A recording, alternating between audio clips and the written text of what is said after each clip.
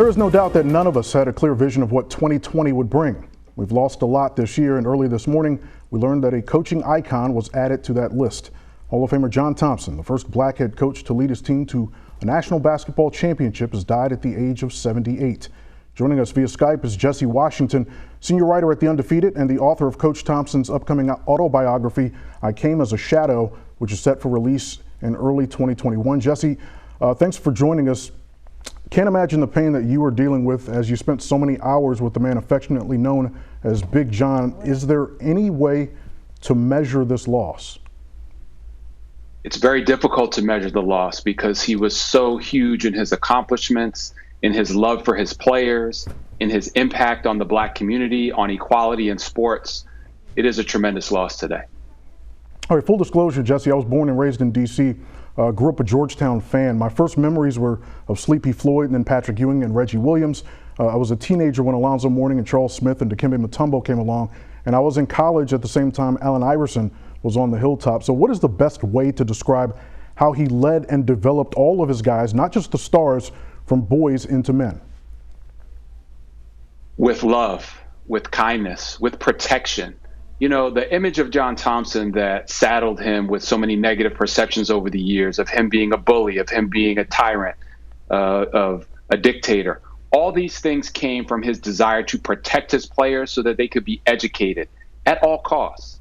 He primarily wanted to protect his players from the demands placed on them in order they could go to class, so they could study, so they could graduate, because he always emphasized, make a difference in the world with your intellect, with your mind. You can only play basketball for so long, but as he told everyone who played for him, including me, far more money is made sitting down than standing up. And so these are the things that he really imparted on his players. That was his focus. Now, don't get me wrong. He wanted to win games, and he did. And he won tremendously through a combination of discipline, of getting his players to play their best, of getting his players to sacrifice their individual accolades for the team.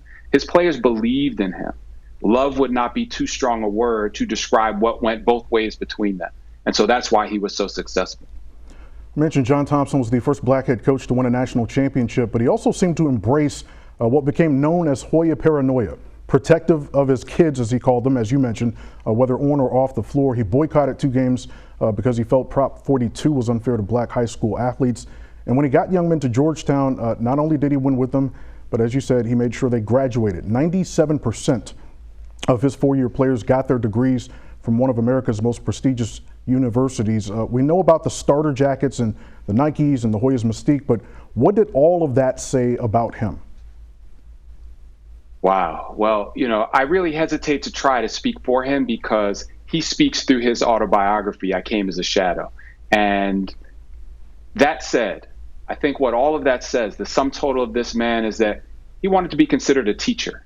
And he taught us so much beyond how to play basketball, beyond how to win games, beyond how to win and lose basketball games with dignity and class and grace. He taught us how to strive to be our best selves. He taught black people to be proud of what they deserve and not to be apologetic or grateful for the things that God intended us to have. He taught so many people about the value of education, that this is the way that you make your mark in the world. He taught people about the value of intelligence. And, you know, when Coach Thompson was growing up, he said he had so few examples of great black individuals who accomplished things outside of sports. His hero was Elgin Baylor or Jackie Robinson or other athletes, Joe Louis. But now kids of this generation have somebody like a John Thompson who achieved with his intellect, who achieved with his moral standing and courage to look up to and to set an example for them. So that is really his true legacy. I can only imagine how personal writing an autobiography is. When did you finish it, and what was it like spending time with Coach Thompson as you teamed with him to write it? We finished writing his book about a month ago, and he cared deeply about getting everything right. And we went over it word by word. And he felt that this was his time at long last, after being silent and taking so much stereotyping and racial profiling and abuse over the years. This was finally his time to say what was on his mind. And really, it was a profound education for me, an education in kindness, how to treat people with class and forbearance. It was an education in competitiveness and how badly he wanted to win, but still how he would put his players' welfare above his own, how he would protect them by absorbing their mistakes as his.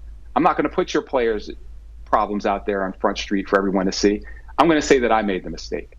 So I consider it a privilege and a responsibility in terms of writing this great American story and letting people share it.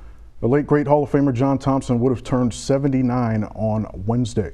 Senior writer at The Undefeated, Jesse Washington, is the author of Coach Thompson's upcoming autobiography, I Came as a Shadow. And just today, Jesse wrote an incredibly moving tribute on theundefeated.com titled Georgetown's John Thompson Jr.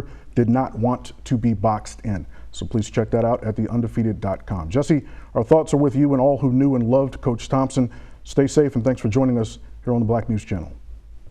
Thank you very much.